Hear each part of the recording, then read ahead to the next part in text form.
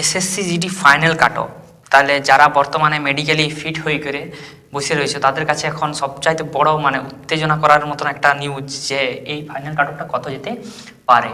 কারণ যারা একটু নাম্বার কম আছে আমি জানি তাদের পরিস্থিতি কী, তারা এখন বর্তমানে ঠিকই করতে পারছে না যে আমি পড়বো কি পড়বো না, এটাই ভেবে তাদের সময় পেরিয়ে হয়ে যাচ্ছে। তো আমি বলবো যাদের নাম্বার প্রায় 10-এর কাছাকাছি আছে তারা প্লিজ পড়তে শুরু করে দাও, কারণ যদি না হয় ইন কেস পরেরটাতে তখন তুমি নাম্বার কিন্তু পরেরটাতেও তুলতে পারবে না।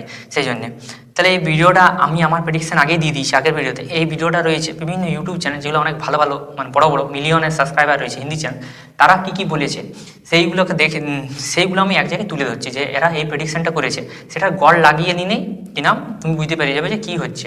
তারা অনেক বেশি আমার থেকে অনেক বেশি রিসার্চ করেছে, যেহেতু তারা প্রতি বছর দিয়ে থাকে সেহেতু রিসার্চটা ওদের বেশি পরিমাণে হয়, তাহলে তাদের অনুসারে আর আশেপাশে যে তার 1-2 প্লাস মাইনাস হয়ে থাকে কাট অফটা, তাই তুমি এটা থেকে সঠিক ধারণা একটা পেতে পারো যে এতটা উঠতে পারে বা এতটা কমতে পারে। দেখো প্রথম যে চ্যানেলটা রয়েছে রোজগার উইথ আঙ্কিত, সবাই চিনো এটাতে, হিন্দি ক্লাস অনেক ভালোভাবে করানো হয়। তাহলে এখানে তারা বলেছে যে কাট অফটা তোমার ফিজিক্যালে গেছে, কাস্ট যেটাই হোক, বর্ডার ডিস্ট্রিক্ট বা যে নাক্সাল এরিয়া যাই হোক, যে কাট অফটা তোমার ফিজিক্যালে গেছে তার থেকে 10 থেকে 12 নম্বর, 10 থেকে 12 নম্বর যদি তোমার বেশি আছে 12 নম্বরটা সর্বোচ্চ ধরে চলো, যদি বেশি আছে তুমি যে কোনো একটা পোস্ট সিকিউর করতে পারবে।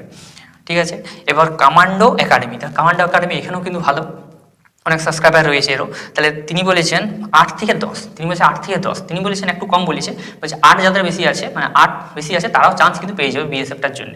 তারপরে স্টাডি ফর ড্রিমস, এই সেটটাকে আমি ফলো করি, অনেক ভালো ডাটা দেয়। তাহলে ইনি বলেছেন 9 থেকে 11, তার 9 থেকে 11 বলেছেন, যে 9 থেকে 11-র মধ্যে যাদের বেশি আছে তাদের সর্বনিম্ন দিয়েছে 9, সর্বোচ্চ দিয়েছে 11 প্লাস আছে, তারা একদম সেফ জোন, কিছু না কিছু একটা পোস্ট তাদের সিকিউর হয়ে গিয়েছে। তারপর সৌরভ মিশ্রা ইনফরমেশন, তাহলে এটাও একটা কিন্তু ভালো চ্যানেল বটে।